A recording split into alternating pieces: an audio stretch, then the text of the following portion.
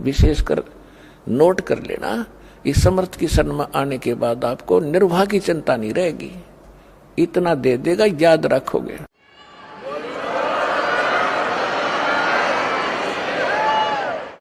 और 101 पीढ़ी आपकी पार होएगी जब लगे रहे तो। 101 पीढ़ी।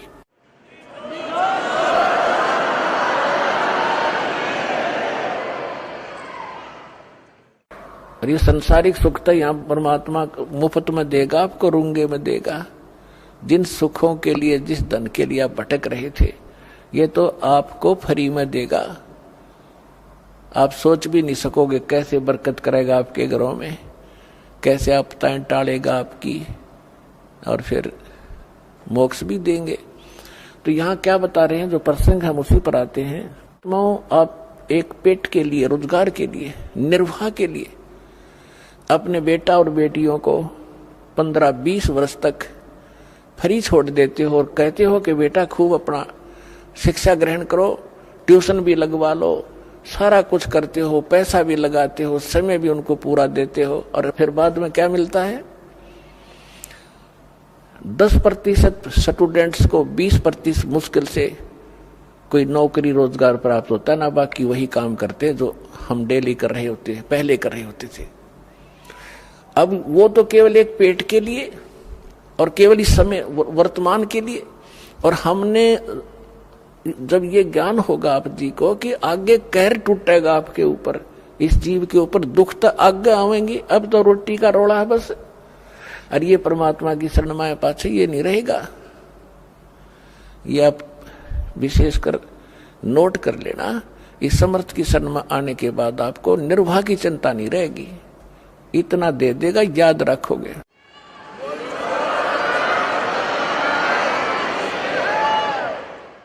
इसके विषय में बताते हैं परमात्मा के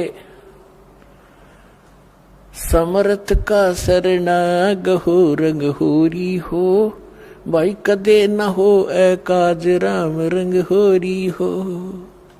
समर्थ की शरण गहो, और कभी कोई आपका आकाज यानी कोई भी आपत्ति, ऐसी दुर्घटना आपके ऊपर कभी नहीं होगी। और कोई संस्कार का दुख आवे भी गा तो परमात्मा ऐसे टाल देगा, आप सोच भी नहीं सकते। फिर क्या बताते हैं कि जो इस परमात्मा की शरण में आ जाते हैं, जो भक्त संत, वो फिर उनके लिए किसी चीज की कोई समस्या नहीं रहेगी।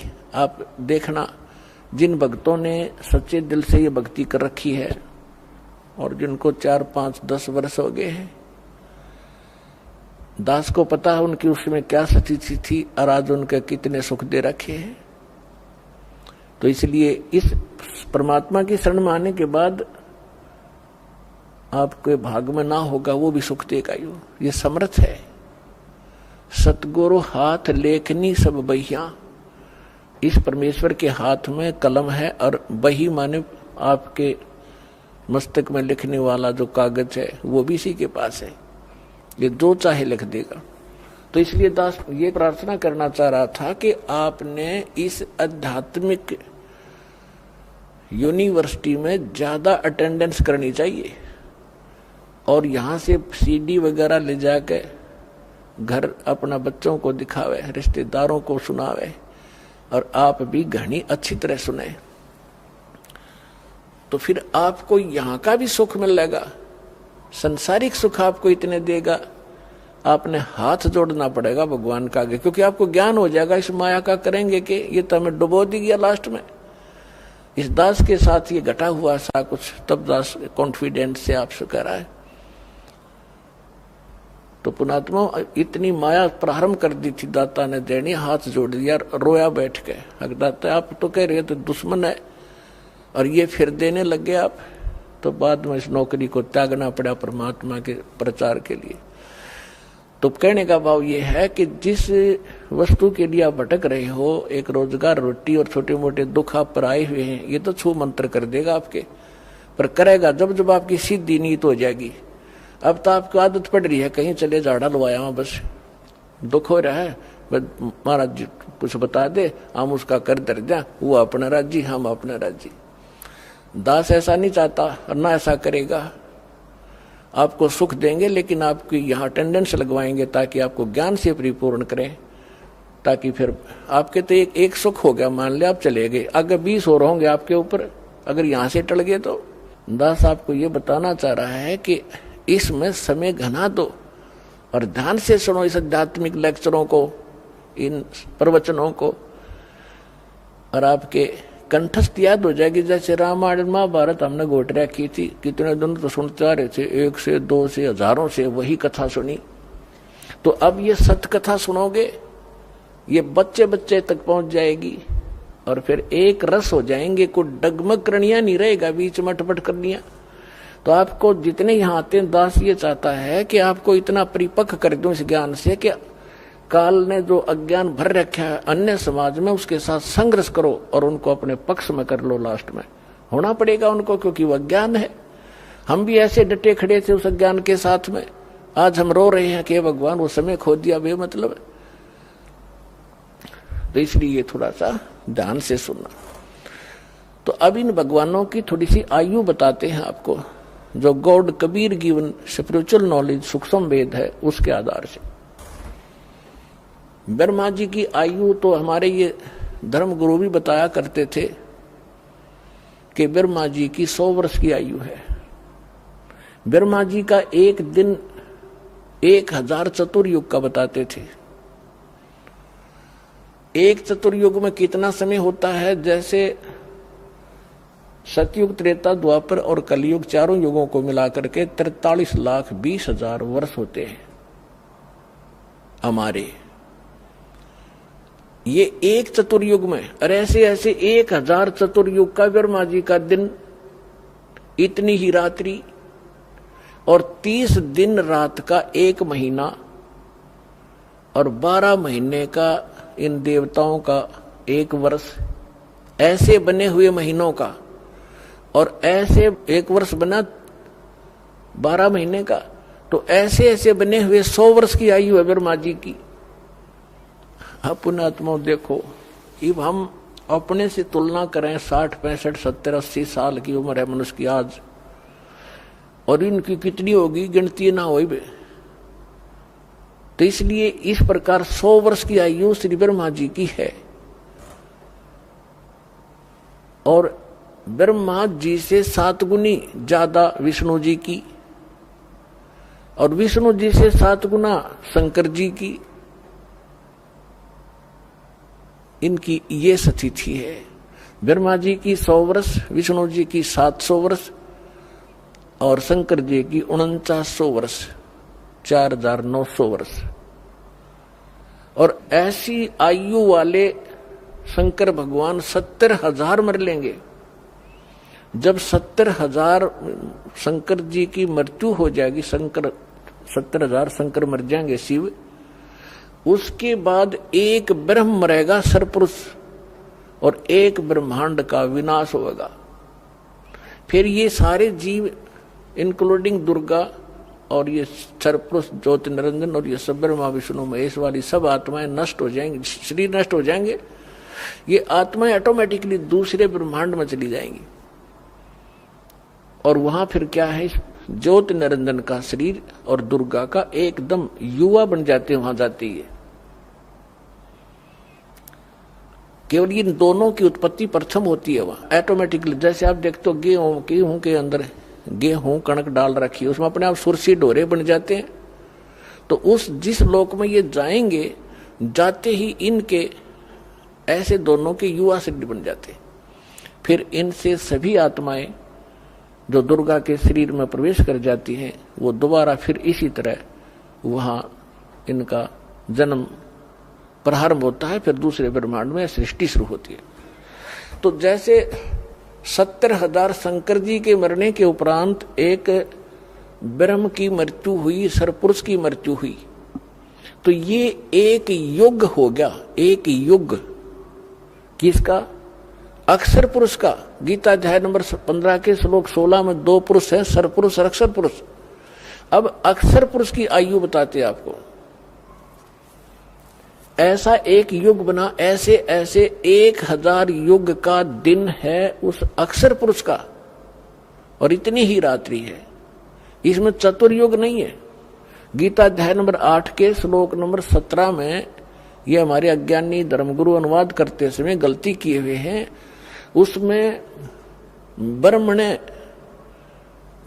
माने उस वहां पर चतुर्युग नहीं है, ओनली सेंसर युग लिखा है, 1000 युग लिखा है। इन्होंने ज्ञान तो था नहीं, ब्रह्मा जी का बता दिया कि ब्रह्मा जी के 1000 चतुर्युग का दिन, इतनी ही रात्रि। नहीं, वहां चतुर्युग नहीं है, ध्यान से पढ़ना उसको दोबारा, ओनली युग है। तो 1000 युग ऐसे बने हुए युग, 1000 युग का उस अक्षर पुरुष का दिन और इतनी ही रात्रि होती है। जब अक्षर पुरुष का दिन समाप्त होता है तो 21 ब्रह्मांड विनाश हो जाता, पूरे 21 ब्रह्मांड का। और ये सभी प्राणी उस अक्षर पुरुष के एक कोने में वहां रख दिए जाते हैं। उसके उपरांत फिर से 21 ब्रह्मांड का निर्माण होने लगता है। बहुत समय लगता है इसमें दोबारा। जैसे ये आजकल साइंटिस्टों की जहां पहुंची है, ये तो एक बहुत निम्न स्तर का ज्ञान है कि अपने आप ये इतने समय में पृथ्वी बन गई, इतने समय में फलाना बन गया। ये तो बहुत बाद की बातें हैं।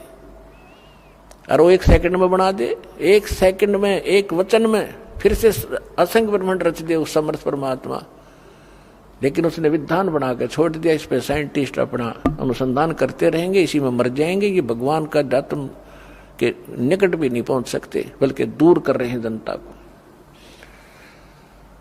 अब क्या होगा कि ऐसे 1000 युग का दिन, ऐसे 1000 युग की रात, ऐसे बने हुए 30 दिन रात का महीना अक्षर पुरुष का, और ऐसे 12 महीने का एक वर्ष, ऐसे बने हुए महीने, और फिर ऐसे बने हुए वर्ष के 100 वर्ष की आयु है अक्षर पुरुष की। अब लगाओ हिसाब। अब परमात्मा क्या कहते हैं? एती उम्र बुलंद मरेगा अंतरे, जिसकी आयु है मृत्यु भी होगी।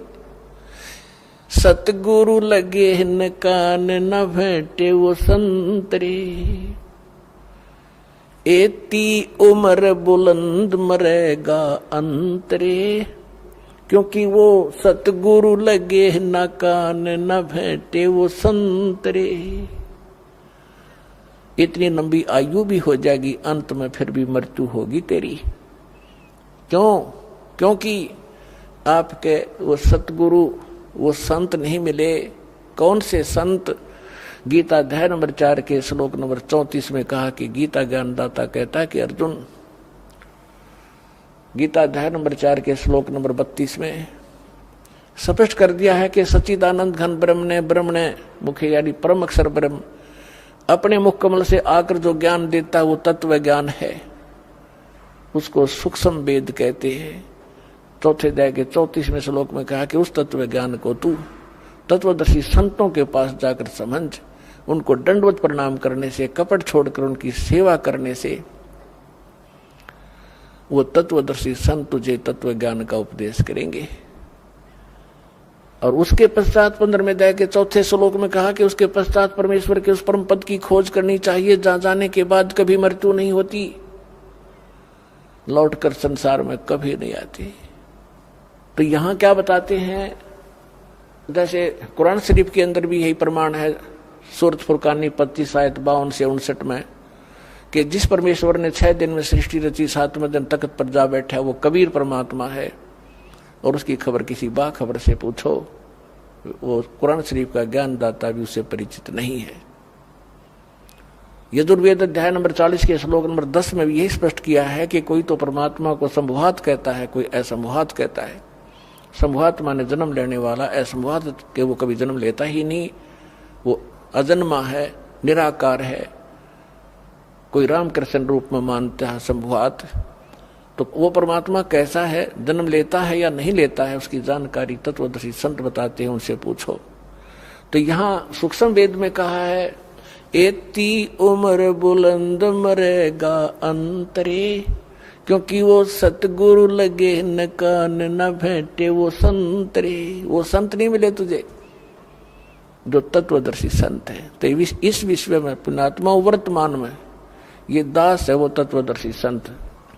इसको ते अभिमान समझ लियो और ते सच्चा ज्ञान समझ लेना। ये आपकी बुद्धि के सत्र पर डिपेंड करता है। और फिर इससे पहले जो तत्वदर्शी संत थे उनका भी थोड़ा विवरण कराते हैं।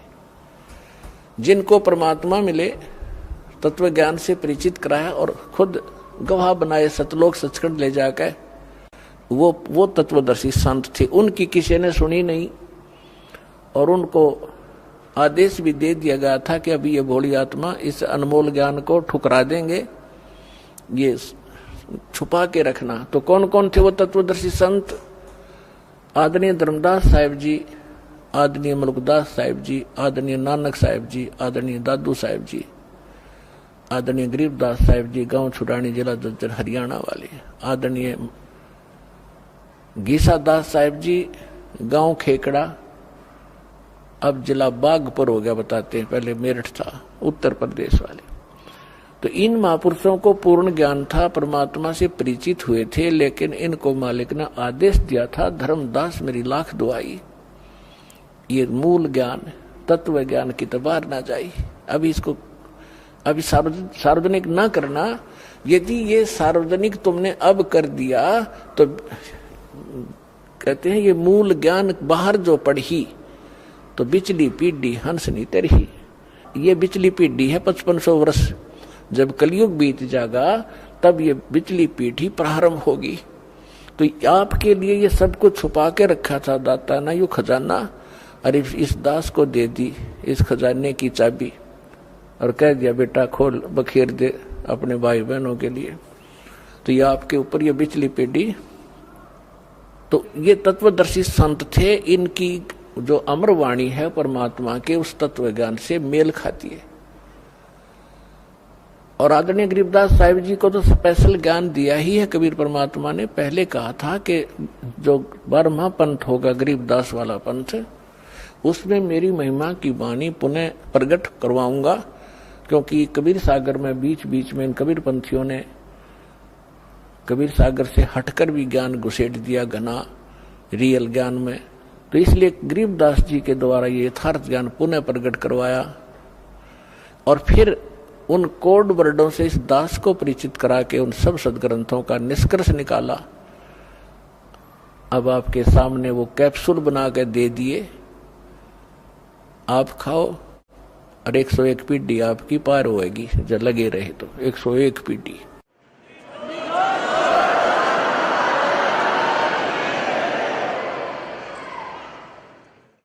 और ये संसारिक सुख तो यहाँ परमात्मा मुफ्त में देगा, आपको रूंगे में देगा।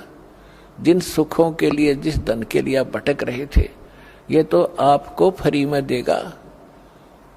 आप सोच भी नहीं सकोगे कैसे बरकत करेगा आपके घरों में, कैसे आपदाएं टालेगा आपकी, और फिर मोक्ष भी देंगे।